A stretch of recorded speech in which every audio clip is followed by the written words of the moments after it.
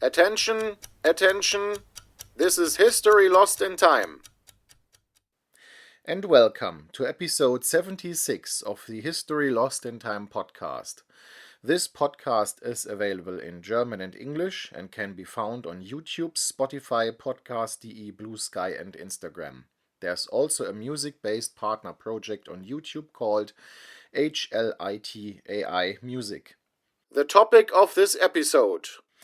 In this episode, I'll be discussing the elections and results for the Reichstag in the Weimar Republic. We'll be covering 9 elections, so in addition to the unfortunately expected barrage of numbers, I'll also say a few words about the election itself and the surrounding history, though I won't delve too deeply into any of them. I'll also do my best to explain the figures clearly and concisely within the podcast without any visual aids. Finally, I'll offer some more detailed concluding remarks, attempting to group and contextualize the data. Political agenda and background. None. The sources that were used. General sources like Wikipedia are sufficient for such an overview. For those seeking more in-depth knowledge, the following 2 books are highly recommended. Hans Mommsen, Rise and Fall of the Weimar Republic, 1918-33, Ullstein-Propyläen, Berlin, 1998. Nadine Rossol, Benjamin Ziemann, Upheaval and Abyss, The Handbook of the Weimar Republic, WBG, Darmstadt, 2021.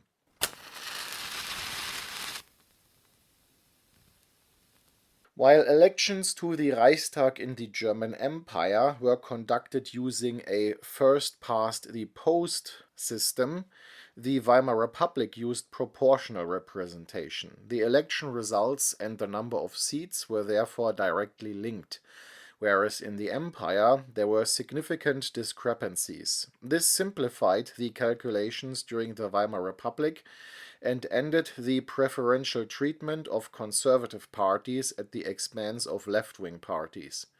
The Social Democratic Party, SPD in particular, had consistently received fewer seats than it had votes in the Empire. The first post-war elections took place in January 1919, although strictly speaking these were for the National Assembly, not the Reichstag. The National Assembly's goal was to dissolve the German Empire, draft a constitution and conclude a peace treaty. The elections were held against the backdrop of defeat in the war, the November Revolution, and the beginnings of national unrest. Conservative forces, faced with the collapse of their empire, had few arguments to support their cause, while the Social Democrats and their allies were riding a wave of support. At the time of the elections, the country was governed by a People's Deputies government, which until December 1918 included the SPD and the USPD, but from the end of December 1918 onward was solely supported by the SPD. In these elections, the SPD achieved its best result of the Weimar era, garnering 37.9% of the vote. Its allies, the Catholic Center Party and the left-liberal German Democratic Party DDP, received 19.7% and 18.5% respectively. This so-called Weimar coalition thus held a clear parliamentary majority of 76.1%. Consequently, this coalition formed the government. The opposition consisted of the right-wing conservative German National People's Party DNVP, a gathering place for anti-democratic right-wing politicians, which received 10.3%. The German People's Party DVP, also hostile to the Republic at the time, received 4.4%. The left-wing populist Independent Social Democratic Party USPD achieved a disappointing 7.6%. Its withdrawal from the government in December 1918 and left-wing radical unrest had not helped its position. Other parties received 1.6%. Looking at the regional distribution of votes, the Center Party and the Bavarian People's Party BVP dominated primarily in western and southern Germany, including southern Upper Silesia, while the German National People's Party DNVP received the most votes in the border region with Poland. The Social Democratic Party SPD, on the other hand, dominated most of Germany, especially the north, center, and east. Although the years 1919 and 20 were marked by unrest, and there were a total of 3 chancellors during this period, the parliamentary majority of the Weimar coalition was extremely stable. The Weimar coalition was therefore able to pass the new constitution, ratify the Treaty of Versailles, and dissolve the German Empire. With these tasks of the National Assembly completed, regular elections to the Reichstag were to be held in 1920. These elections, held in June 1920, took place against the backdrop of intense unrest, the disappointing Treaty of Versailles, and attempted coups from both the right and left, most notably the Kapp Putsch of spring 1920. While the Republic had proven robust enough to withstand this unrest and these attacks, it had become clear that the Republic was unstable and turbulent, and moreover supported only by the parliamentary center and center-left. The far left and right were enemies of the Republic. In these elections, the SPD plummeted from 37.9 to 21.9%. While the Center Party roughly maintained its result, a decline from 19.7 to 18%, the left liberal DDP also suffered a collapse, falling from 18.5 to 8.3%. The Weimar coalition, although still strong at 48.2%, no longer held a majority. The opposition on both the left and right had made significant gains. The right-wing conservative DNVP rose from 10.3 to 15%, and the right-liberal DVP from 4.4 to 13.9%. The left-populist USPD climbed from 7.6 to 17.6%, and the KPD entered parliament with 2.1%. A majority now required either the anti-Republican right, the DVP and the DNVP, or the USPD. The Center Party and the Bavarian People's Party BVP continued to dominate southern and western Germany, while the DNVP now dominated the area east of the Elbe River, especially Pomerania and East Prussia. The SPD and the USPD remained strong in central and northern Germany. The Germans lived with this Reichstag until 1924. During this time, there were various bourgeois minority cabinets, mostly led by the Center Party or the German People's Party. The Social Democratic Party participated in the government at times. During this legislative period, the Independent Social Democratic Party split. The more moderate faction joined the SPD, while the radical wing went to the Communist Party KPD. The Reichschancellors Fehrenbach, Wirth, Kuno, Stresemann and Marx governed under this Reichstag. In May 1924, the third elections were held. The extreme parties were strengthened once again, but the political landscape was significantly reshaped. In these elections, the Germans were influenced by the occupation of the Ruhr, hyperinflation, the attempted coups of autumn 1923, and the heavy pressure of reparations from abroad. The SPD once again emerged as the strongest party, suffering only slight losses, from 21.9 down to 20.5%. However, the gains made by defectors from the USPD were completely negated. The Center Party fell from 18 to 16.6%, and the DDP dropped significantly again, from 8.3 to 5.7%. The Weimar coalition thus stood at only 42.8%.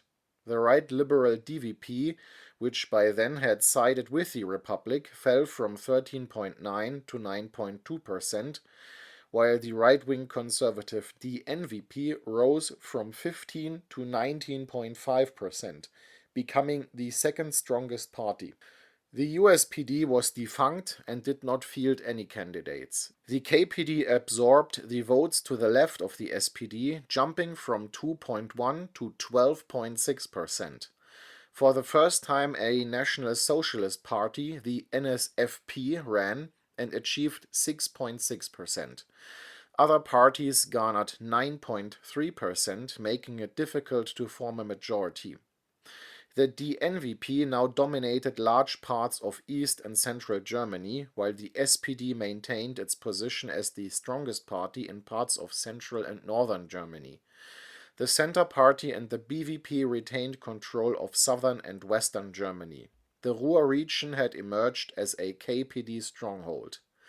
A grand coalition from the SPD to the DVP would have had a narrow majority, but there were significant differences between the right wing of the DVP, comprising major industrialists, and the left wing of the SPD. For the time being, an unstable bourgeois minority coalition remained in power. However, this coalition was so fragile that new elections were held in December 24. In these elections, the political center stabilized, while the extremes lost votes. The SPD rose from 20.5 to 26%, the Center Party increased from 16.6 to 17.3, and the DDP also gained slightly, from 5.7 to 6.3%. The Weimar coalition thus had a strength of 49.6%, just shy of a majority.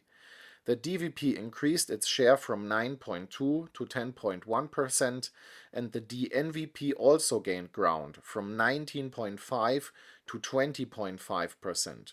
The losers of the elections were the KPD, which fell from 12.6 to 8.9, and the National Socialists, who dropped from 6.6 to 3.0.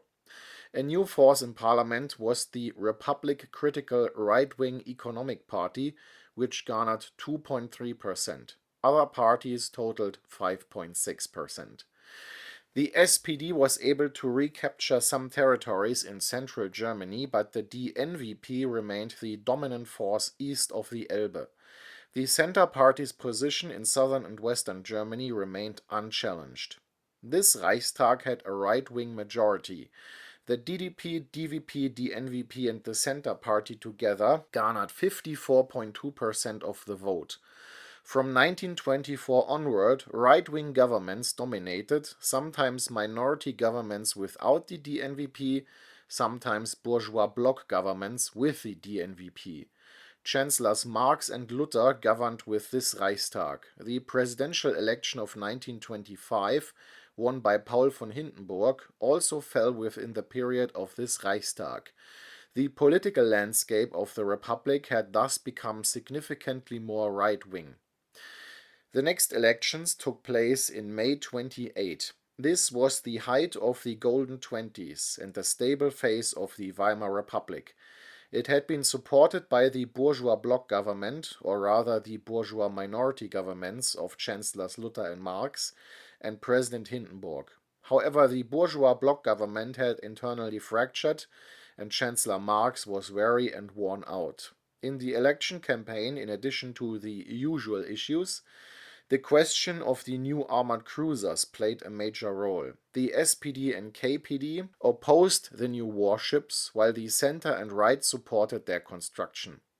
The SPD won the elections with its campaign against the armored cruisers and became the strongest party. It increased its share of the vote from 26 to 29.8%. The Center Party fell from 17.3 to 15.1. The DDP also lost ground, dropping from 6.3 to 4.8.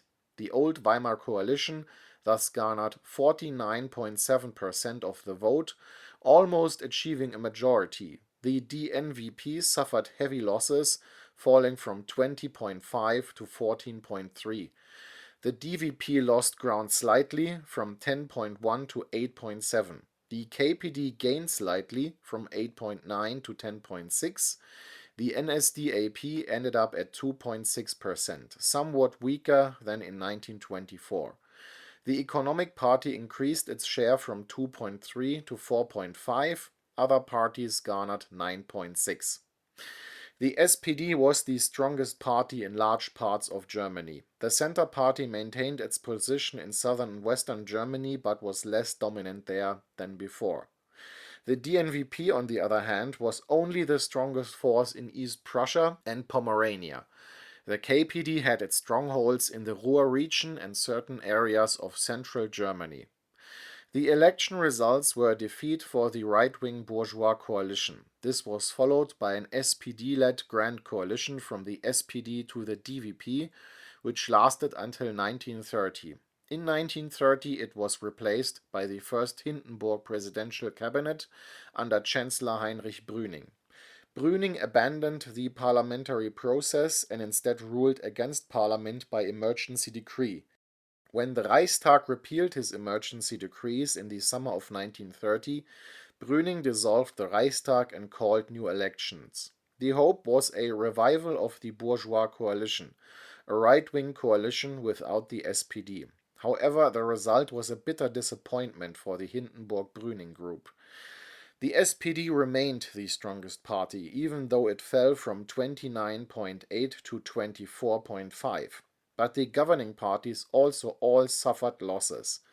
The Center Party fell slightly from 15.1 to 14.8. The DDP, which had by then become the German State Party through party mergers, fell from 4.8 to 3.8, and the DVP dropped from 8.7 to 4.5.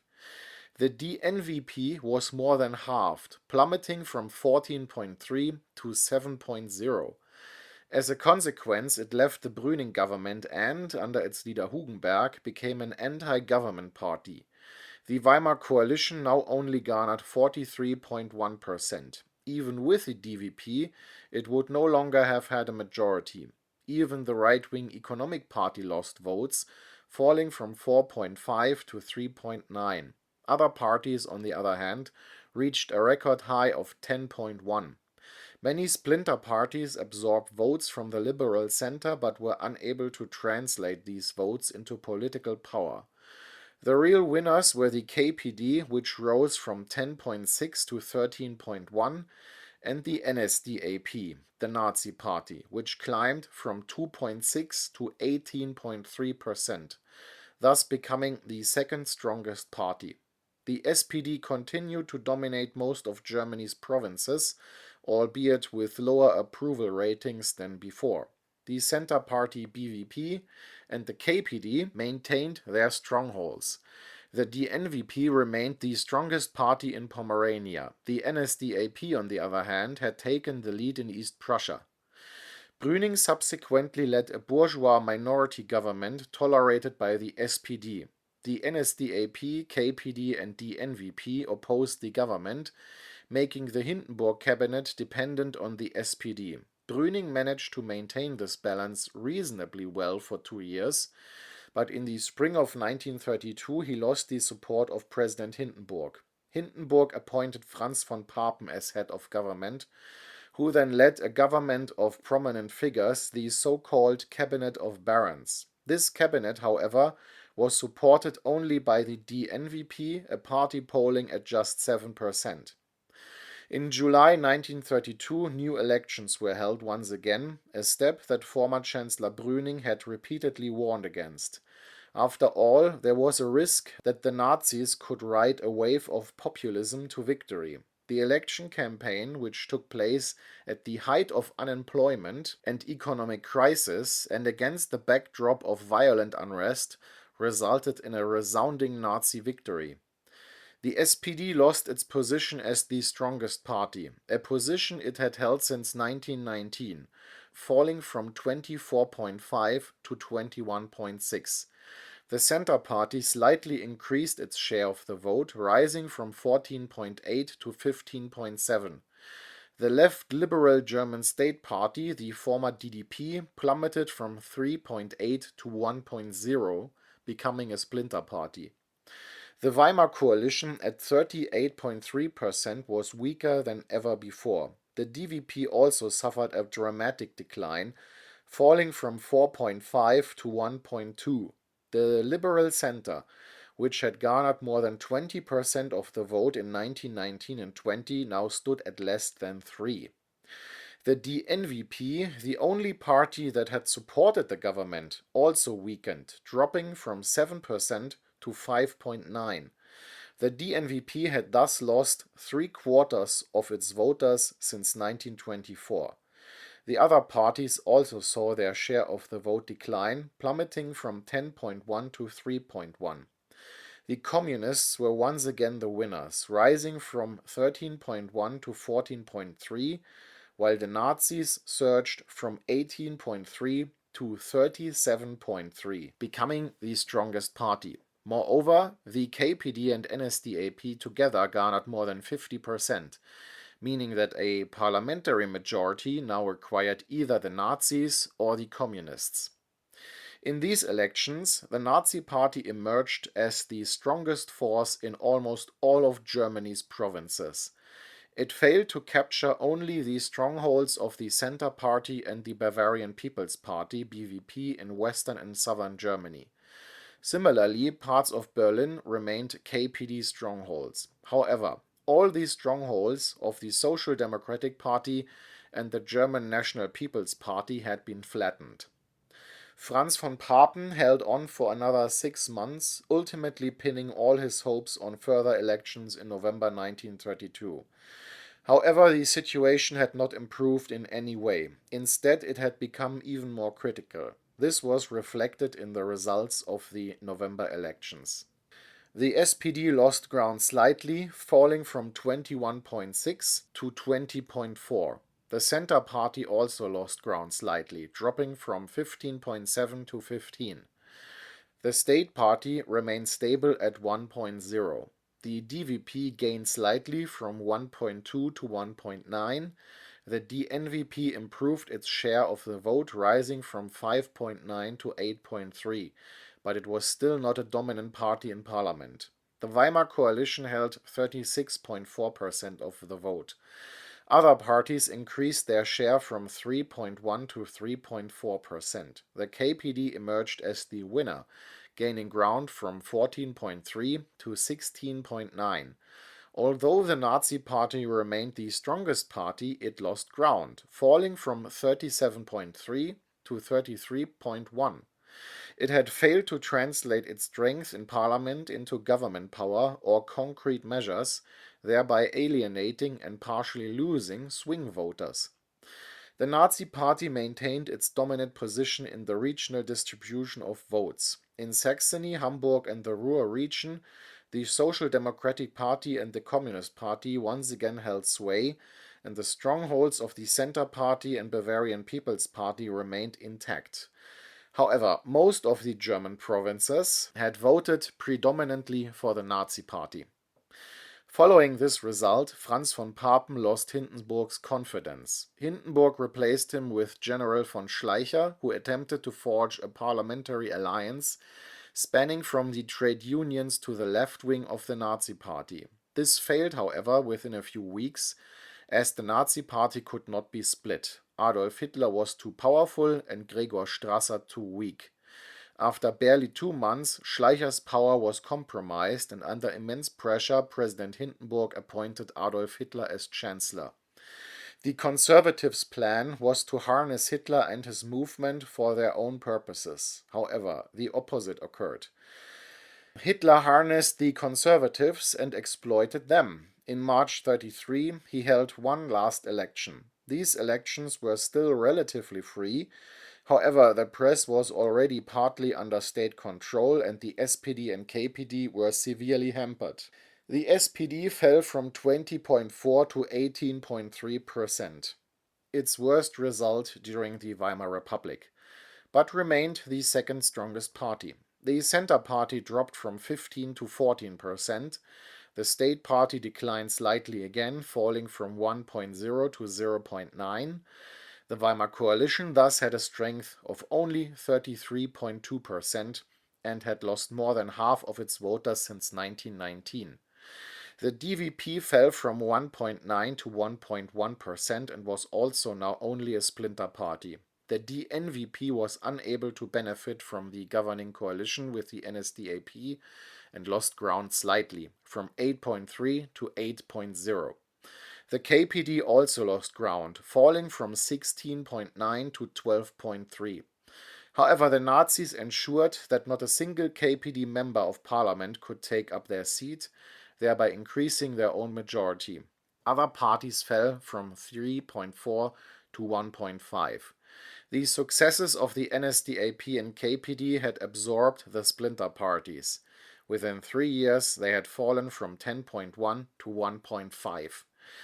The Nazi Party achieved its greatest success, rising from 33.1 to 43.9. But even now, the Nazis could not achieve an absolute majority, despite having the best single result of any party in the Weimar Republic. In these elections, the Nazi Party dominated all of Germany's provinces, with the exception of some areas in West Germany, which continued to vote predominantly for the Center Party. The NSDAP strongholds were located east of the Elbe River, particularly in Pomerania and East Prussia, where it garnered over 55% of the vote. Overall, it is evident that the Nazis were able to capture the majority of liberal and conservative voters and partially win over Social Democrats, Communists, and the Center Party and BVP. Through these elections, the NSDAP-DNVP government achieved an absolute majority in parliament. Due to the absence of the Communist Party KPD, it was a very comfortable majority. Through pressure and promises, the Nazi government secured the support of the bourgeois parties, the Center Party, BVP, the STP and DVP for the Enabling Act. Only the Social Democratic Party voted against it, but it could not prevent the necessary two-thirds majority on its own. Just a few months later, these parties were banned, and the Weimar Republic came to an end. The subsequent Reichstag-Elections were a farce and achieved 100% results for the Nazi Party. A few finishing words. If one considers the political camps rather than the individual results, the following pattern emerges. The political left remained very strong for a long time. In 1919, left-wing parties, at that time the SPD and USPD, achieved 45.5%. A result around 40% remained stable until the early 1930s. As late as 1930, the SPD and KPD together still garnered 37.6%. This only began to decline toward the end of the Republic, but even in 1933, 30.6% still voted for left-wing parties. The political center, on the other hand, fragmented. In 1919, the center achieved 42.6%. In 1924, this was still a respectable 33.7%, but by 1933 it had fallen to a paltry 16%. The right, however, steadily gained ground. In 1919 it stood at only 10.3%. By 1924 it had already reached 23.5%. In 1930, 29.2% voted for the right wing, and by 1933 this figure had risen to 51.9%. While the left remained resilient and was still a political force in 1933, the center crumbled and was absorbed by the right. Looking at the figures through the lens of pro-republic parties and anti-republic parties, the following picture emerges. In 1919, the pro-republic parties held 76.1% of the vote against 22.3%. By 1924, this had fallen to 59.7% against 34.7%. In 1930, the situation looked even bleaker, only 47.6% against 42.3%. From July 1932 onward, the enemies of the Republic held the majority. The vote was now 39.5% against 57.5%.